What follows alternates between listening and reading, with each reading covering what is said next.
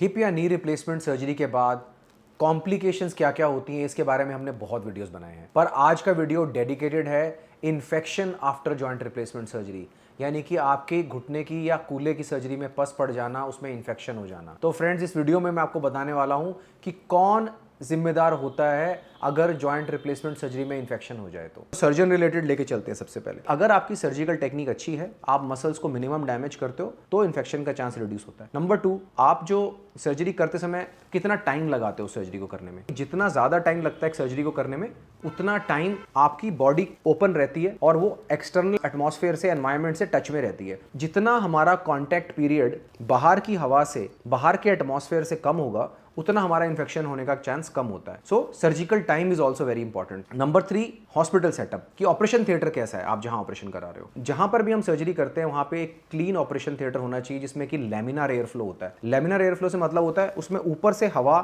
बहुत ही प्रेशर से आती है। जहां पर पेशेंट लेटा होता है जिस टेबल पे, उसके ऊपर से एक बहुत प्रेशर से एयर आती है और वो एक फिल्टर के थ्रू आती है। स्पेशल तरह के फिल्टर्स होते हैं जिनको हेपा फिल्टर्स कहते हैं, उनके थ्रू वो एयर आती है ऊपर से हमारी ऑपरेटिंग एरिया में, जहां पे सबसे ज्यादा प्रेशर होता है, और वहां से फिर वो एग्जिट कर जाती है बाहर की तरफ। तो ये भी हमारे इन्फेक्शन को रिड्यूस करता है। ओटी की वॉल्स कैसी हैं, ओटी के फ्लोरिंग कैसी है, उसको किस सॉल्यूशन से क्लीन किया जाता है, ये सब भी बहुत इंपॉर्टेंट है। आपकी सर्जरी के दौरान कैसा मटेरियल यूज करते हैं आपके उस ऑपरेटिव एरिया को कवर करने के लिए, जिसमें कि मैं बताना चाहूंगा कि हम single use disposable sheets use करते हैं, मोस्टली सर्जन यूज करते हो, ताकि सर्जरी के दौरान जो चीज यूज हुई वो एक बार यूज होकर खत्म हो जाती है। इसके अलावा आपकी टीम में कितने लोग आपके ओटी के अंदर हैं, तो इससे भी क्या होता है, जितने लोग कम आएंगे जाएंगे, जितना दरवाजा कम खुलेगा बंद होगा, उससे भी इन्फेक्शन का रेट कम होता है। तो ये हॉस्पिटल रिलेटेड एक फैक्टर हो गया। But third most important factor जो कि आप लोगों को समझ में आना चाहिए, पेशेंट हिमसेल्फ। यानी कि अगर पेशेंट की बॉडी के अंदर इम्यूनिटी लो है किसी वजह से, किसी को ट्यूबरक्लोसिस हो सकती है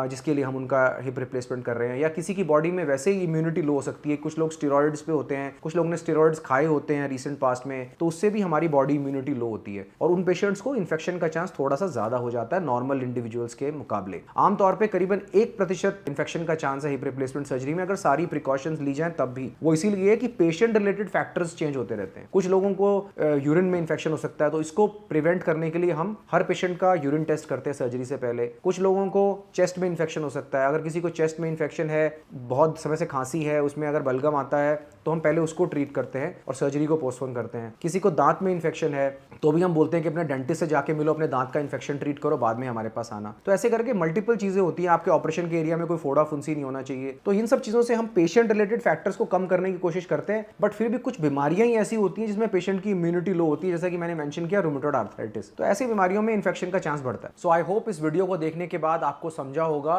कि इन्फेक्शन कई कारणों से हो सकता है, कुछ पेशेंट रिलेटेड, कुछ सर्जन रिलेटेड और कुछ हॉस्पिटल रिलेटेड। अगर इन सब फैक्टर्स का ध्यान रखा जाए तो इन्फेक्शन को ना के बराबर किया जा सकता है।